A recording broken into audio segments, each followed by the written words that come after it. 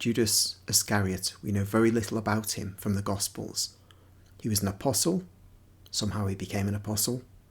He was the betrayer. And he hanged himself. But who was he? What was his background? Where was he from? Who were his family? What were his formative influences that made him the man he was? We don't know. Except that through Maria Valtorta's writings, we do know. And through Maria Valtorta's visions, we get to understand the very grave consequences for those around Judas, those connected with him, of his betrayal. Over the course of time, I intend to read a few chapters and segments of chapters which will enable us to have a rounded picture of Judas Iscariot.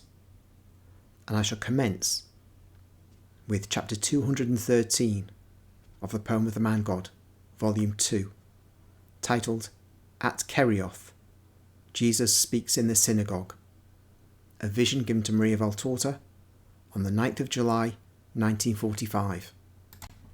The inside of the synagogue of Kerioth, the very spot where they laid on the ground Saul, who died after seeing the future glory of Christ.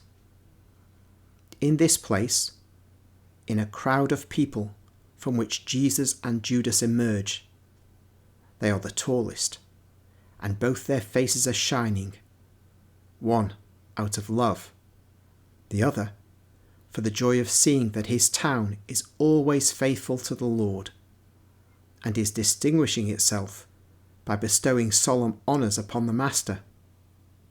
There are the notables of Kerioth, and a little farther away from Jesus, the citizens, packed like seeds in a sack.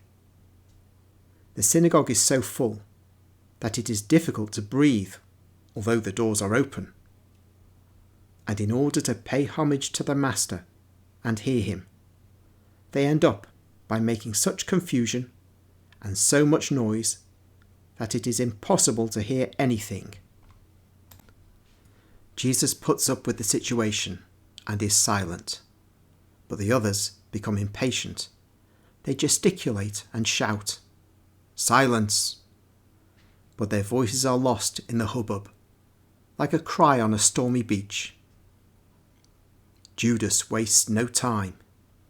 He climbs onto a tall bench and strikes the lamps, which are hanging in a cluster, one against the other.